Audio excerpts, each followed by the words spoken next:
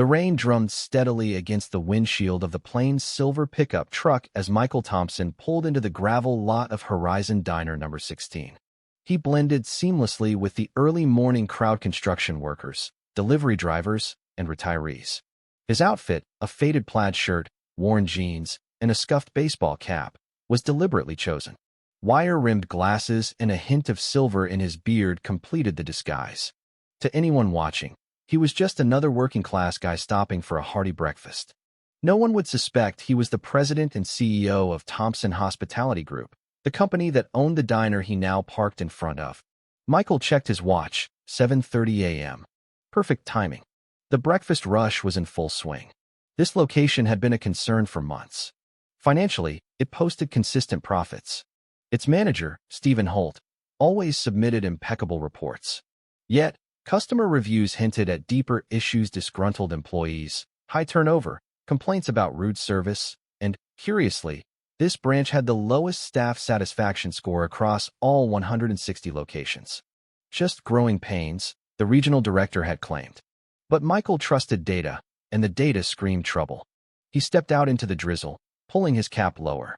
This wasn't his first undercover visit to a struggling diner, but it felt personal.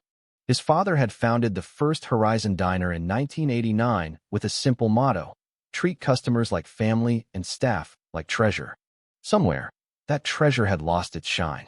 The neon sign flickered faintly as he pushed through the glass doors. Warm air enveloped him, carrying the aroma of sizzling bacon and fresh coffee. A hostess, barely 20, glanced at him. Her badge read Kayla, and her oversized uniform hung loosely. "Just one?" she asked, her tone flat. "Yes, ma'am," Michael replied, adopting a gravelly Midwestern drawl to stay in character. She gestured toward a booth near the kitchen and handed him a laminated menu without a smile or greeting. "Strike one," he noted. From his seat, Michael had a clear view of the dining floor and the kitchen's swinging doors. The diner was clean, but worn dust clung to the baseboards, and the Employee of the Month plaque still displayed August's winner, though it was late October. Scanning the room, he counted 3 servers working the rush. 2 young men, Ryan and Cody, per their name tags, moved sluggishly, lingering by the coffee station, each handling just a couple of tables. The third, a woman named Maria, wore a frayed but pristine uniform. She moved with precision, balancing 3 plates and a coffee pot with effortless skill. Maria approached his table, slightly winded. "Morning," she said, her voice courteous, her eyes weary but warm. "Coffee, black as night, please," Michael said. She poured steadily, though her fingers betrayed a slight tremble of exhaustion. Her smile didn't quite reach her eyes. "Our special's the big rig breakfast: 3 eggs, bacon, sausage, hash browns, and pancakes." "That'll do," he replied.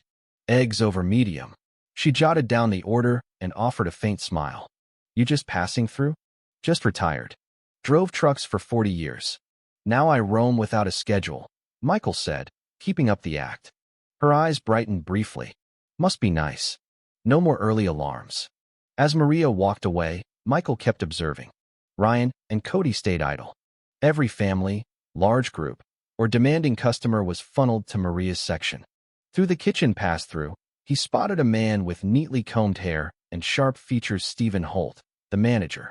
He slapped Cody on the shoulder and nodded toward Maria. Both chuckled, and Michael's gut twisted. Maria returned with his meal, perfectly plated, right down to the parsley garnish. "Busy morning," Michael remarked. "Looks like you're carrying the team." Her smile wavered. She glanced over her shoulder. "Some sections are just busier, that's all." "You must make good tips, though," he probed gently. Her grip tightened on the coffee pot, knuckles whitening. "Mornings are tough for tips," she whispered, "especially when they're split and not always evenly." Before he could press further, another table called her away. Michael stared at his untouched plate. He hadn't come looking for theft, but it seemed he'd found it. As the crowd thinned, he tracked the shift's rhythm.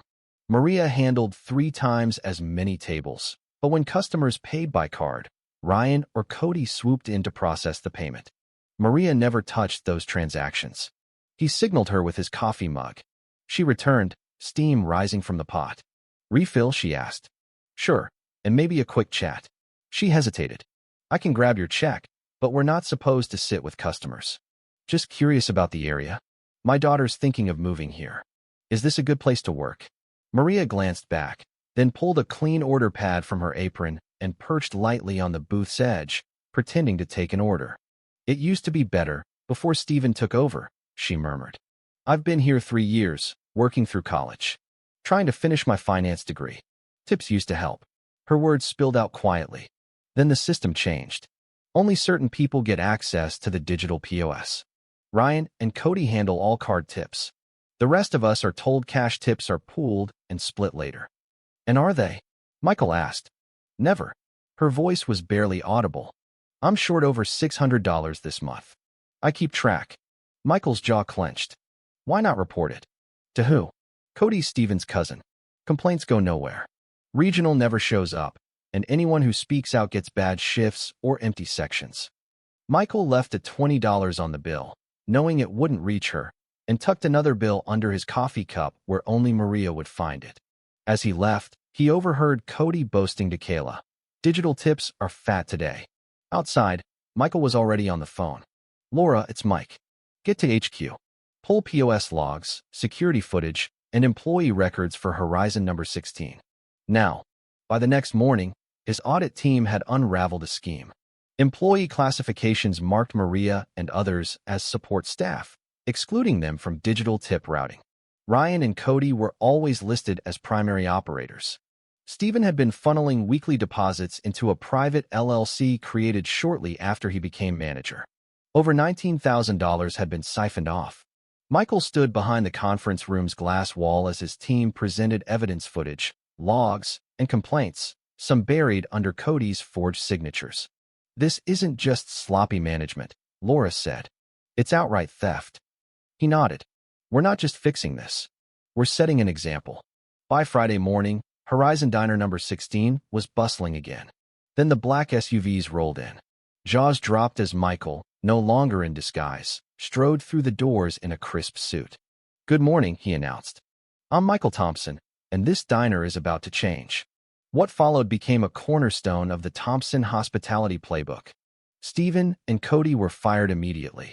The staff were gathered, shown evidence, and promised restitution.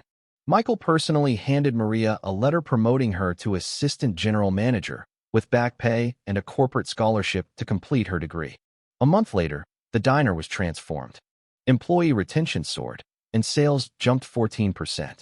Maria, now in a sharp new uniform, stood at the host podium, greeting guests with a genuine smile. Across every location, one truth took hold. Tip theft would never go unnoticed again. Sometimes, justice begins with pancakes and a cup of coffee.